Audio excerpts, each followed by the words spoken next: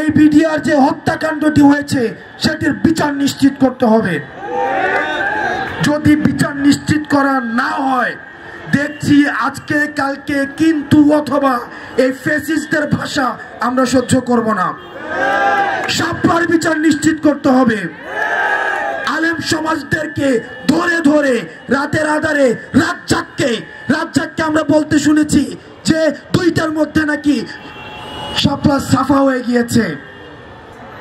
একটা দেশকে কিভাবে বিক্রি করে দেওয়া যায় এবং দেশ বিক্রি করার একটা উজ্জ্বল দৃষ্টান্ত হচ্ছে শেখ পরিবার। গত দীর্ঘ 1.5 যুগের বেশি সময় ধরে এই দেশটাকে জাস্ট স্রেফ বিক্রি করে দিয়েছে। বাংলাদেশ যাদেরকে প্রত্যাখ্যান করে, ভারত তাদেরকে গ্রহণ করে। আমরা যাদেরকে প্রত্যাখ্যান করেছি, ভারত তাদেরকে গ্রহণ করেছে। আমরা এতদিন পর্যন্ত কথা বলতাম যে আমাদের দেশের আমরা 1 হাত জায়গা পর্যন্ত ছেড়ে দিব না, এটা ডিফেন্সিভ একটা বিষয়। আমাদেরকে মাথায় রাখতে হবে আমাদের সীমান্ত হচ্ছে হিমালয় থেকে সমুদ্র পর্যন্ত। শুধুমাত্র এই যে আমি আমার জায়গায় শুধু 1 হাত জায়গা অন্যকে দিব না, বিষয়টা এমন না। সমুদ্র থেকে হিমালয় পর্যন্ত এই যতটা জায়গা, এই পুরোটা জায়গা হচ্ছে আমাদের জায়গা।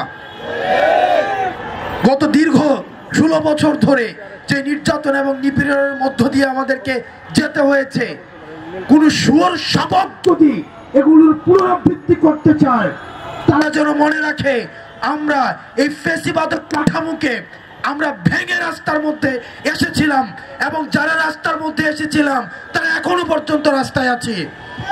সুতরাং যারা ক্ষমতামুখী হচ্ছে তারা যেন কথা বলার সময় এই তরুণ প্রজন্মকে বিবেচনা করে কথা বলে। তারা যদি মনে করে থাকে তারা এই গণ অভ্যুত্থানকে অস্বীকার করে শুধুমাত্র ক্ষমতায় যাওয়ার জন্য এই অভ্যুত্থানটি হয়েছে, তাহলে তারা ভুল করবে।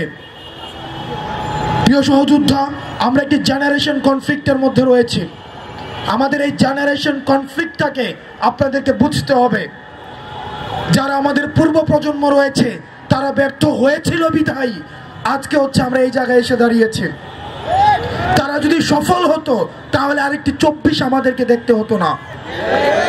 সুতরাং আমাদেরকে আমাদের এই অভ্যুত্থান আমাদেরকে বাঁচিয়ে রাখতে হবে। আমাদের পূর্ব প্রজন্ম এই অভ্যুত্থান বাঁচিয়ে রাখবে এই আশা আমাদের করার কোনো সুযোগ নেই। আমাদের এই যে গতকাল দেখেছি যে বিডিআর বিদ্রোহ নামে চালানো হয়, এটা কোনো বিডিআর বিদ্রোহ ছিল না, এটা স্রেফ বিডিআর হত্যাকাণ্ড ছিল।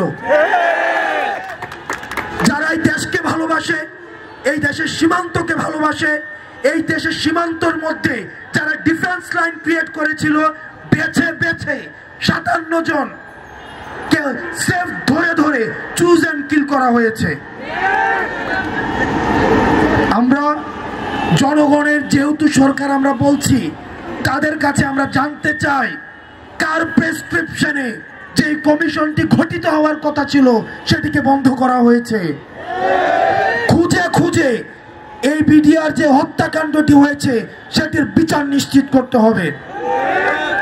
যদি বিচার নিশ্চিত করা না হয়, দেখছি আজকে কালকে কিন্তু অথবা এই ফ্যাসিস্টদের ভাষা আমরা সহ্য করব না।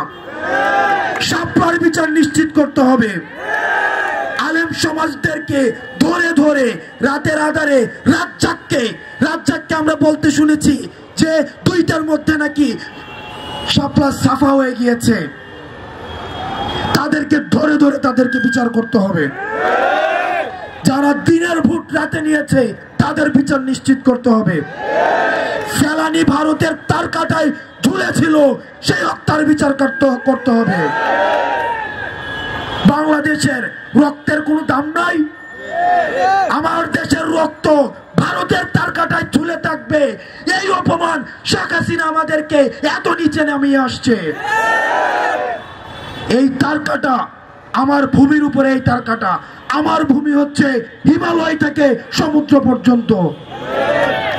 প্রিয় সহযোদ্ধা, আমরা প্রত্যেকটি হত্যার, এই আওয়ামী ফ্যাসিস্ট আমলের প্রত্যেকটি হত্যার আমরা বিচার দেখতে চাই।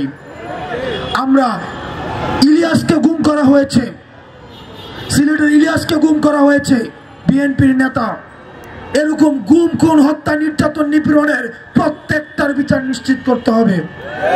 কিন্তু আমরা দেখতে পাচ্ছি কোন এক অদ্ভুত কারণে আমাদের যে স্বপ্ন, আমাদের স্বপ্নটা ফিকে হয়ে আসছে। আমাদেরকে সচেতন থাকতে হবে। আমাদের যে বিপ্লবটা হয়েছে, আমাদের যে 5ই আগস্ট, এই 5ই আগস্ট হচ্ছে আমাদের প্রাথমিক অর্জন, এটা কোনো চূড়ান্ত অর্জন হয়নি। এবং অনেক কিছু পাওয়ার শুধুমাত্র উপলক্ষ তৈরি হয়েছে। আমরা অনেক কিছুই পাওয়া যায় নাই, বরং আমরা যা পেতে চাই সেটির জাস্ট উপলক্ষ তৈরি হয়েছে 5ই আগস্ট। সুতরাং আমরা যেহেতু এখন কথা বলতে পারছি, আমাদের যেহেতু কোনো ভয় নাই, আমরা গণ অভ্যুত্থানের সন্তান। সুতরাং আমাদেরকে ভয় দেখাইতে আসিয়েন না, আমাদেরকে সংবিধানের দোহাই দিয়েন না, আমাদেরকে রাষ্ট্রপতির দোহাই দিয়েন না, আমাদেরকে ক্ষমতা কাঠামোর দোহাই দিয়েন না, আমাদেরকে পুলিশের দোহাই দিয়েন না। এই পুলিশ, এই সংবিধান, রাষ্ট্রপতি, ক্ষমতা কাঠামোকে বৃদ্ধাঙ্গুলি দেখিয়ে আমরা শেখ হাসিনাকে দেশ থেকে পালাতে বাধ্য করেছি। আমরা এই জুলাই গণ অভ্যুত্থানে যারা শহীদ হয়েছে তাদের এক ফোঁটা রক্তের সাথে যদি প্রতারণা করা হয়, তাহলে বাংলার ছাত্র নাগরিক আপনাদেরকে ভবিষ্যতের কাঠগড়ায় অপরাধী সাব্যস্ত করবে। আমরা আসমানের নিচে, জমিনের উপরে, প্রত্যেক ইঞ্চি মাটিতে আমরা ইনকিলাব লিখব।